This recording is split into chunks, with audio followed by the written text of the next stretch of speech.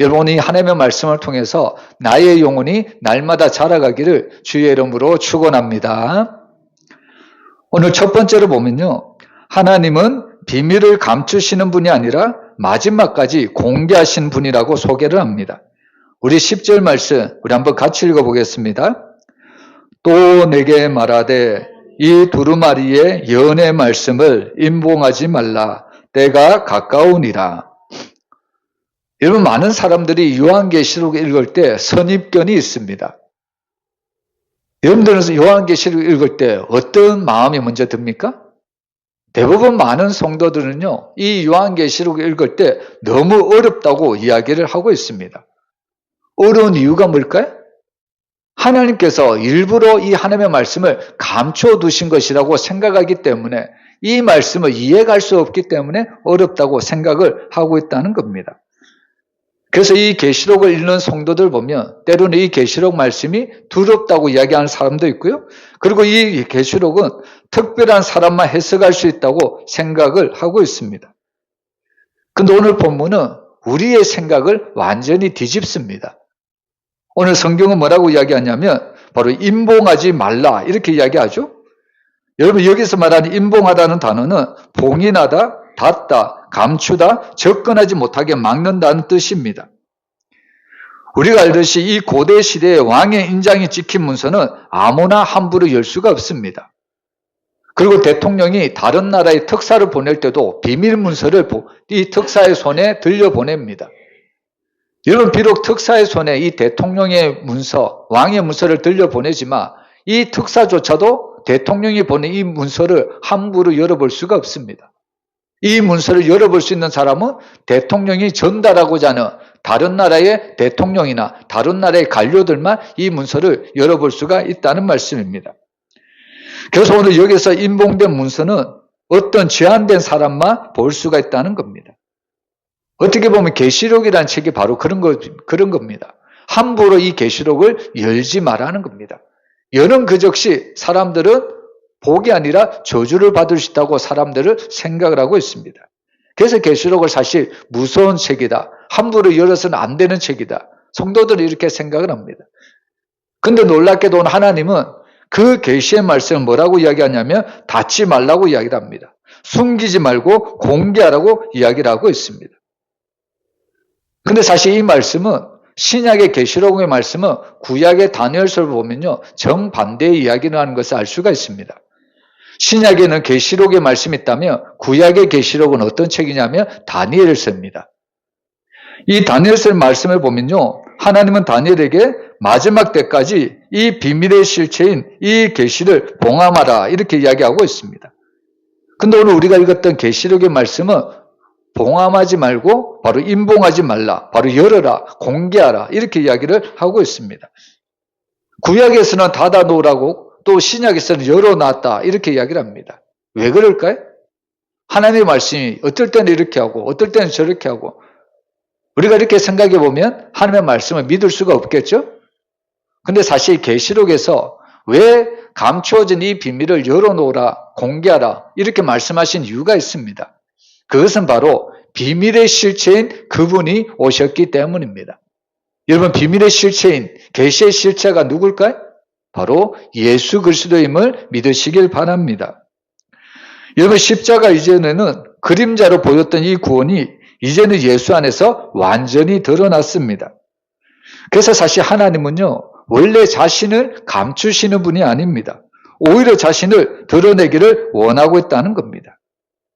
근데 사람들은 하나님이 그렇게 자신에 대해서 드러놓는데 사람들은 그 하나님을 찾지 못하고 있습니다.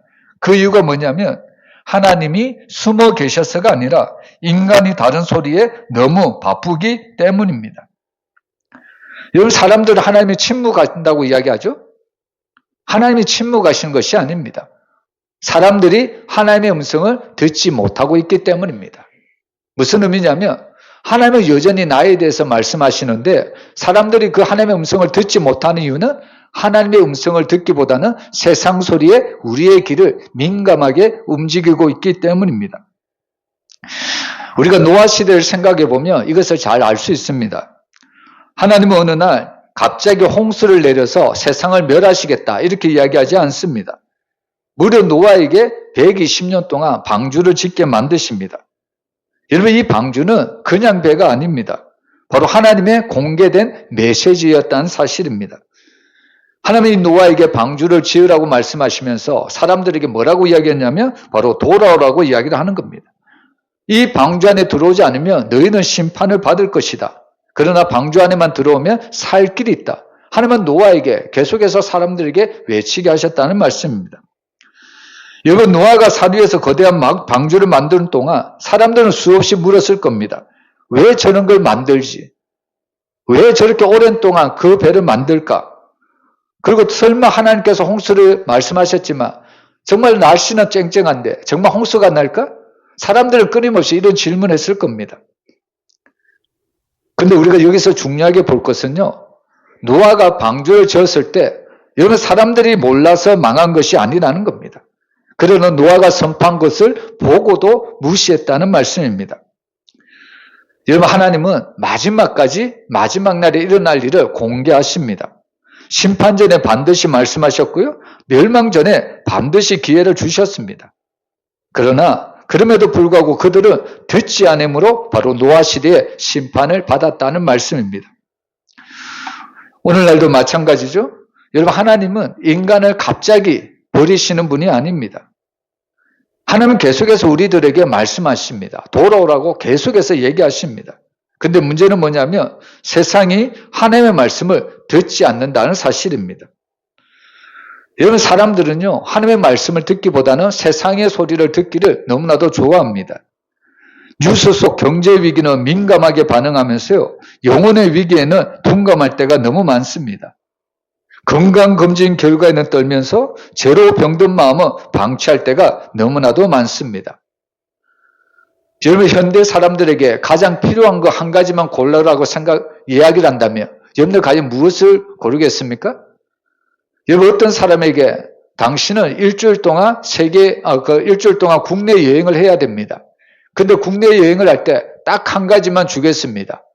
그러면 여러분들 과연 무엇을 들고 국내 여행을 하시겠습니까? 돈을 가지고 가겠습니까? 아니면 지도를 들고 가겠습니까?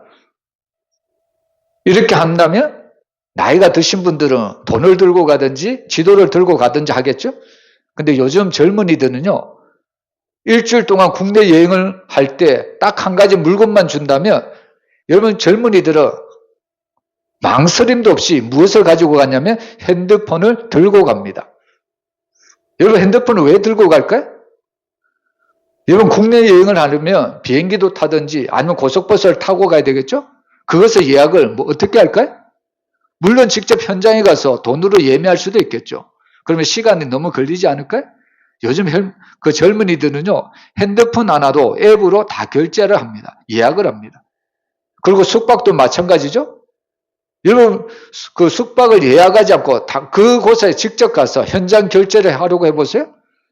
숙박이 방이 남아있을지 방이 모자랄지 아무도 모릅니다. 근데 젊은이들은 이미 그 핸드폰으로 앱으로 숙박을 다 예약하기 때문에 편안하게 숙박시설에 들어가서 잠을 잘 수도 있습니다. 식사도 마찬가지겠죠? 식사도 맛집을 찾아가서 맛있게 식사하고요. 그리고 결제를 할 때도 핸드폰으로 결제를 합니다. 그리고 아침에 일어날 때도 핸드폰에 무엇을 설정할까요? 알람을 설정합니다. 알람을 설정해 놓기 때문에 그들 아무런 근심 없이 밤에 푹 잘 수가 있다는 이야기입니다. 이처럼 현대인들은요, 하나님의 말씀에, 그 말씀의 음성에 민감하기보다는 세상의 소리에 이렇게 민감하게 움직이고 다니고 있습니다. 그러다 보니까 하나님께서 계속해서 우리에게 말씀하시는데 그 말씀이 우리 귀에까지 들려오지 않고 있습니다. 여러분, 결국에 세상의 사람들은요, 하나님의 말씀을 나중으로 미루고 있다는 사실입니다. 근데 오늘 하나님은요, 우리를 너무나도 사랑하셔서 그럼에도 불구하고 계속적으로 하나님은 우리에게 말씀하고 있습니다. 하나님은 자연을 통해서 말씀하시죠. 그리고 또 하나님은 우리의 양심을 통해서도 말씀합니다.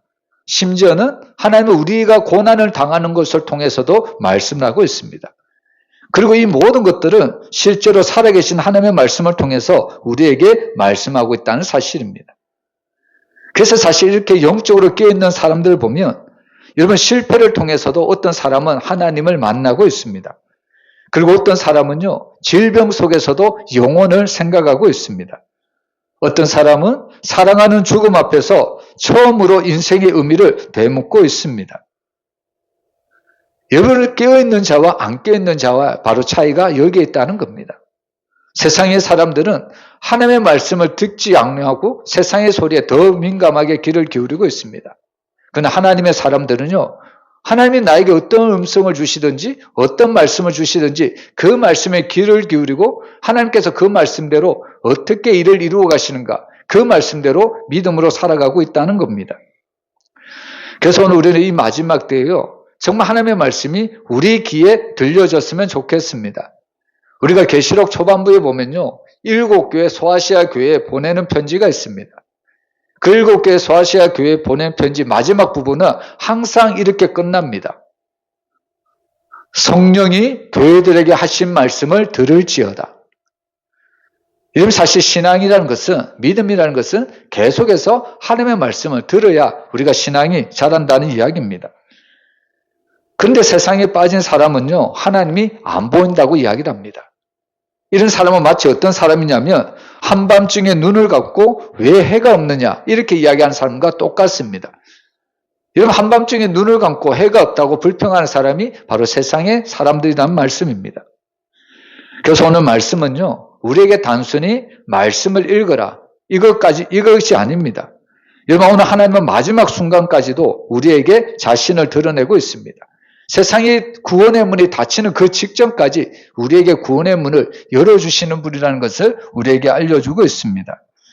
그래서 오늘 우리는 말씀을 통해서요, 우리가 다시 이 땅에서 우리가 살아가야 될 길은 하나님의 음성을 다시 듣는 길 외에는 없습니다. 오늘 하나님이 우리에게 이 자리를 허락하신 이유가 뭘까요? 바로 하나님의 말씀을 다시 들으라는 겁니다. 그리고 하나님의 말씀을 들을 때 어떤 정보를 위해서 말씀을 듣는 것이 아닙니다. 내가 신앙의 지식을 얻기 위해서 하나님의 말씀을 듣는 것이 아닙니다. 여러분 하나님의 말씀을 들을 때는요, 정말 그 말씀이 나의 영혼을 살리고 나의 믿음이 세워지고 나의 영혼의 주님 앞에 나아갈 수 있도록 하나님의 말씀을 응답해 주신다는 것을 믿으시길 바랍니다. 그래서 오늘 이 말씀은 나를 살리는 말씀임을 믿고 날마다 하나님의 말씀을 들으러 가까이 오시기를 바랍니다. 그리고 두 번째로요, 오늘 하나님은 인간이 선택한 방향대로 그대로 내버려 두시는 분입니다. 우리 11절 말씀 우리 한번 같이 읽어보겠습니다. 불의를 행하는 자는 그대로 불의를 행하고 더러운 자는 그대로 더럽고 의로운 자는 그대로 의를 행하고 거룩한 자는 그대로 거룩하게 하라.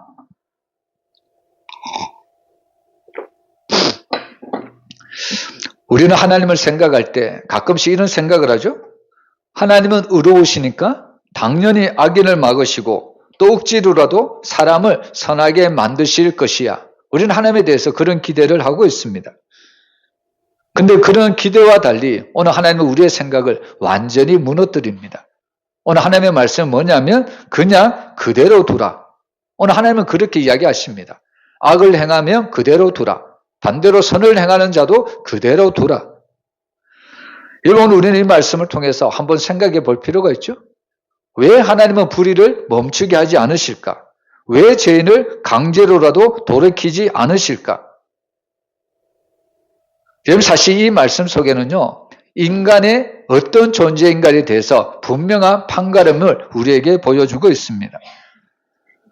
여러분 하나님은 인간에게 무엇을 주셨냐면 자유의지를 주셨습니다. 인간은요, 로봇처럼 반복적으로 똑같은 행동을 하는 존재가 아닙니다.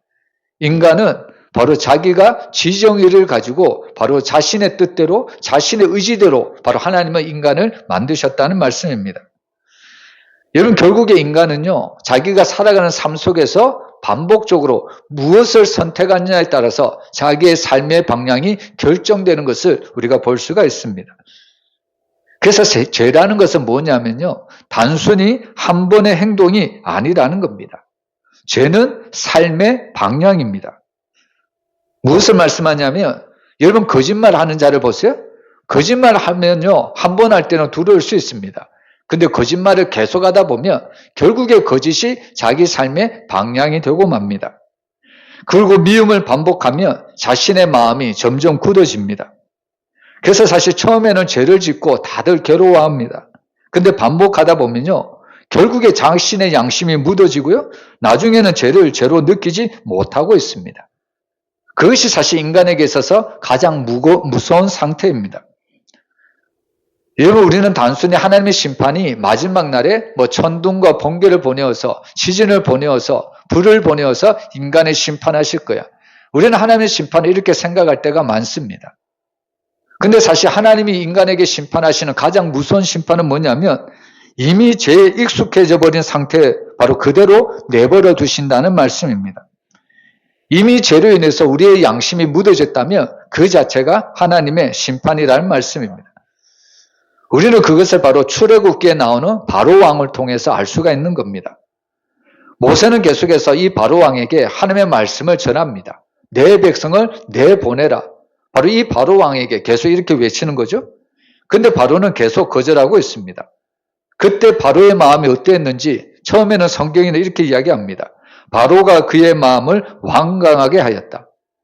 처음에는 바로가 스스로 자신의 마음을 완강하게 했다고 이야기를 하고 있습니다. 근데 시간이 지나자 그 표현이 달라지고 있습니다. 바로 하나님이 바로의 마음을 강팍하게 하셨다고 이야기하고 있습니다.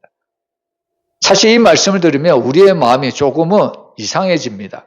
왜냐하면 바로의 마음이 강팍해진 이유가 하나님이 그렇게 하셨기 때문에 바로 이 바로의 마음이 강팍해졌다고, 이 모든 것의 원인을 하나님께로 돌리기 때문입니다.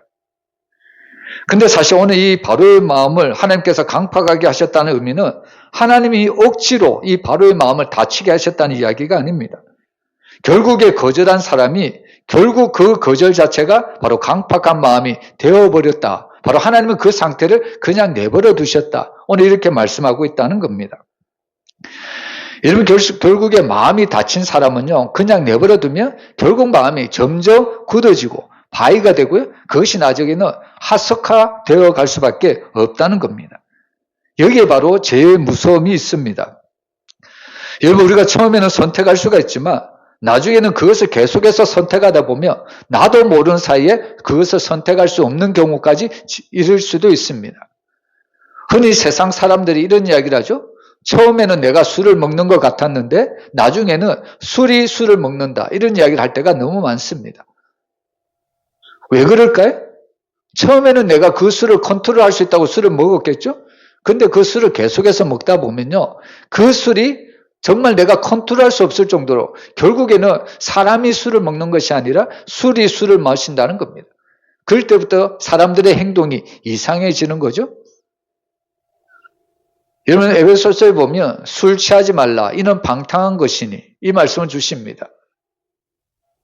근데 여기에서 그 애주가들은 늘 이런 이야기를 하죠. 성경에는 술을 마시지 말라, 이런 말씀이 어디에 있냐고. 술 취하지 말라고 했지 술을 마시지 말라, 이 말씀이 어디에 있냐고. 그래서 술을 마셔야 되는 당연성을 이렇게 이야기하고 있습니다. 그러나 여러분, 우리가 이 말씀의 의미를 정확하게 알아야 되는데요, 단순하게 우리가 믿는 그리스도인들이 술을 마시면 안 된다, 이것이 아니고요, 여기에는 분명한 주도권의 싸움을 이야기하고 있는 겁니다. 너희는 술 취하지 말라, 이는 방탕한 것이니 오직 성령의 충만함을 받으라. 그 뒷구절에 분명히 나오고 있습니다. 무슨 의미냐면요, 세상의 것들을 계속해서 내게서 그 안으로 들어오다 보면 내 안에 있는 성령님께서 이제는 나를 지배하는 것이 아니라 세상의 것이 계속해서 나에게 들어오면 이제는 세상이 나를 지배한다는 의미입니다. 그래서 술 마시지 말라, 술 취하지 말라, 어떤 의미냐면 주도권을 내주지 말라는 겁니다.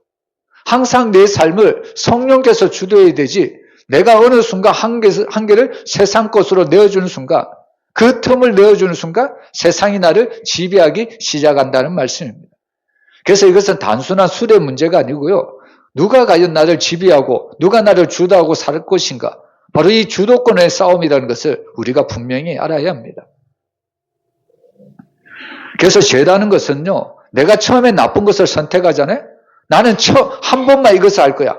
근데 한 번은 없습니다. 한 번 내가 선택하고 그 죄에 대한 달콤함을 맛보잖아요. 그러면 나도 모르는 사이에 계속해서 본능적으로 이끌리고요.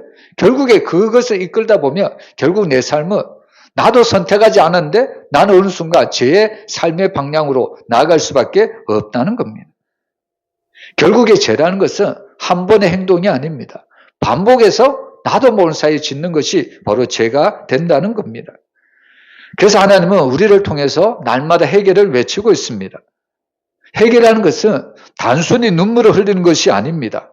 여러분, 회개는 삶의 방향을 돌이키는 것을 믿으시길 바랍니다. 우리가 사실 예수님의 제자 가룟 유다도 보면 알 수가 있는 거죠. 유다는 처음부터 악마 같은 사람이 아닙니다.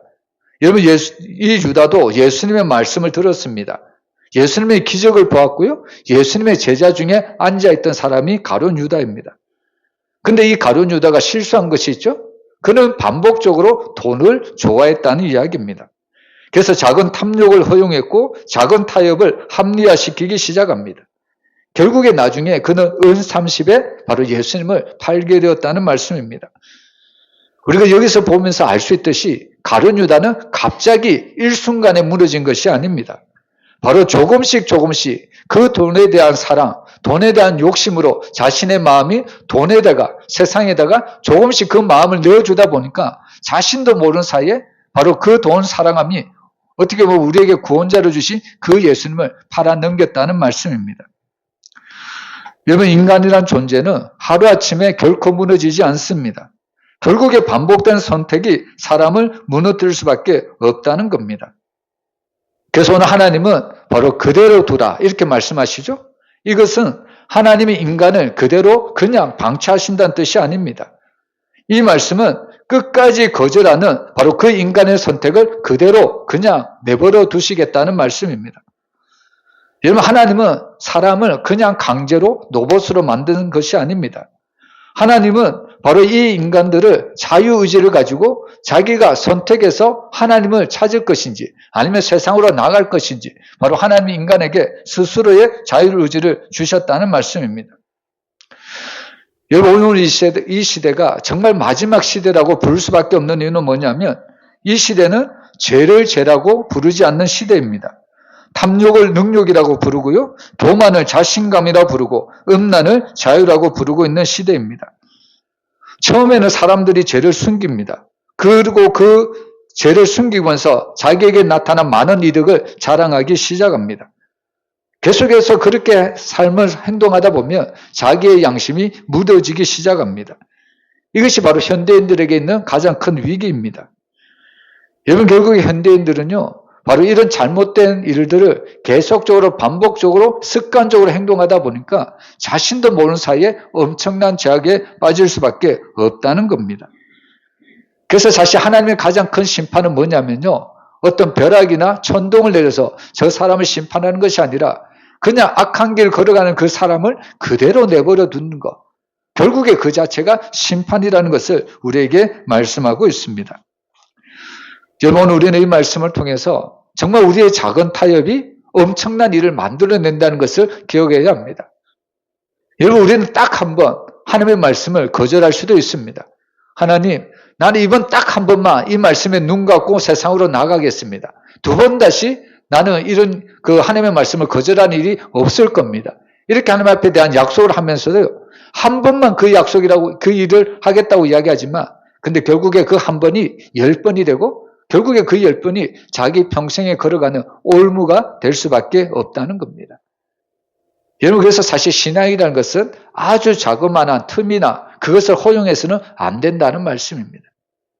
여러분, 오늘 우리는 하나님이 우리에게 주신 말씀을 붙잡고 날마다 그것을 믿음으로 살아가야 된다는 것을 우리가 기억했으면 좋겠습니다.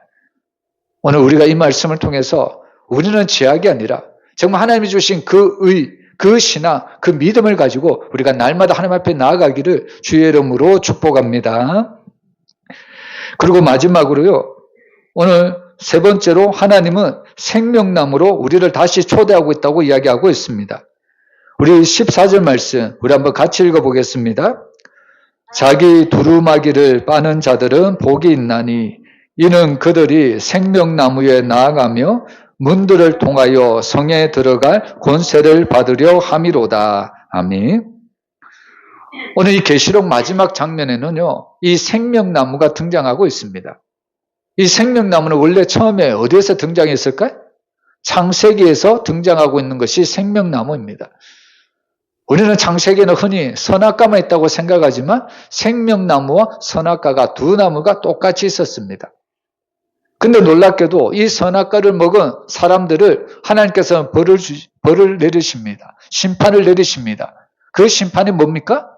바로 에덴 동산에서 쫓아버렸다는 이야기입니다. 근데 사실 하나님이 이 아담과 하와를 에덴 동산에서 쫓아내실 수밖에 없는 이유가 있습니다. 여러분, 에덴 동산에는 뭐가 있었다고 말씀드렸습니까? 선악과도 있지만 뭐가 있었다고요? 생명나무가 있었습니다. 여러분, 하나님이 왜 죄를 범한 인간을 에덴 동산에서 쫓아버렸을까요? 바로 생명나무를 먹을까봐. 그럼 우리 다시 한번 생각해 봅시다. 여러분, 하나님이 왜 이 죄를 범한 인간이 생명나무를 먹는 것을, 그 열매를 먹는 것을 싫어했을까요? 한번 다시 우리가 깊이 생각해 봐야 되지 않을까요? 하나님이 왜 이들이 생명나무를 먹는 것을 싫어해서 이들을 에덴 동산에서 쫓아버렸을까? 여러분, 이 이유는 단순합니다. 여러분, 생명나무는 먹으면 우리가 어떻게 될까요? 생명나무는 먹으면 죽을까요? 살까요? 사는 거죠? 얼마만큼 살까요? 성경에는 969세까지 제일 오래된 사람이 나오죠? 생명나무는 먹으면 몇 세까지 산다고 보십니까? 여러분, 생명나무는 먹으면요, 죽음이 없습니다. 영원히 삽니다. 근데 하나님은 그 생명나무를 먹는 것을 싫어해서 이들을 쫓아버렸다는 사실입니다. 그 이유가 무엇일까?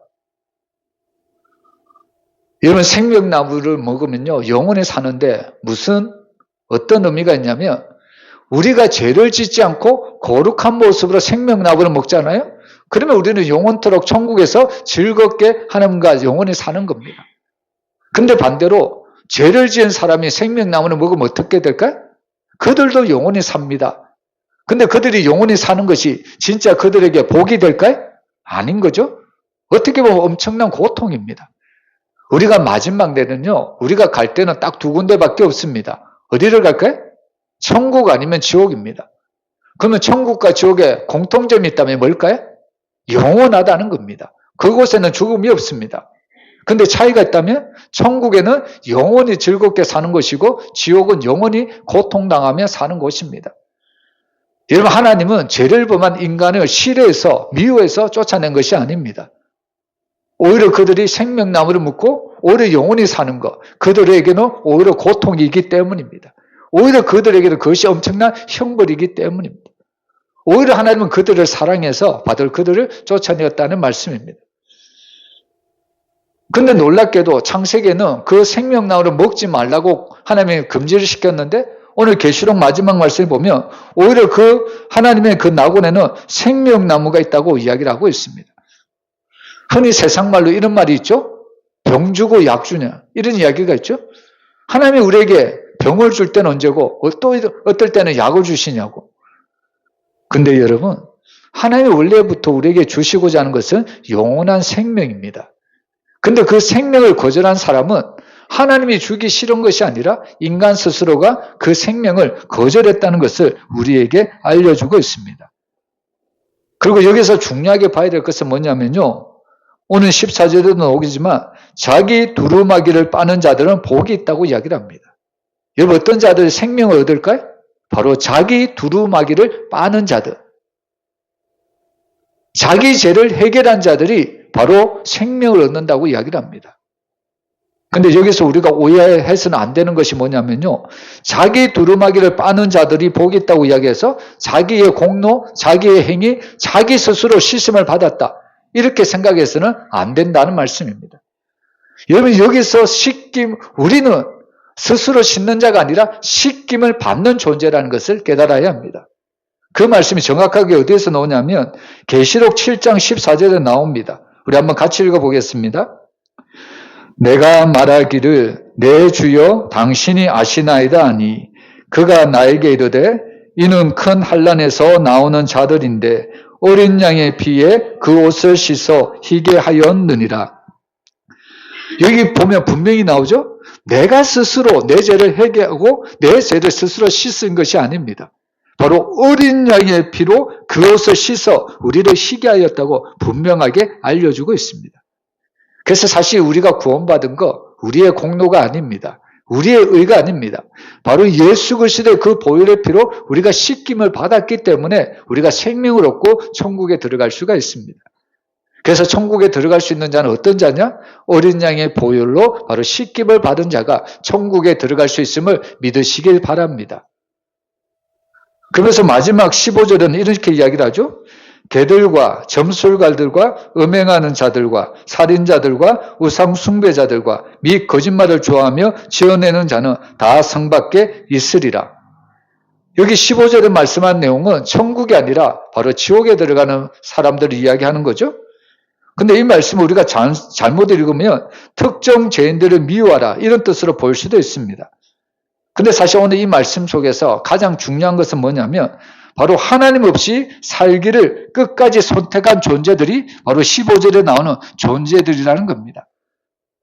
하나님 없이 스스로 살 수 있다. 하나님 없이도 나는 행복할 수 있다. 하나님 없이 나는 구원받을 수 있다. 스스로 자신의 의와 스스로 자신의 공로를 의지하는 자들을 바로 15절에는 여러 가지 특정한 악을 대신해서 우리에게 이야기를 하고 있습니다.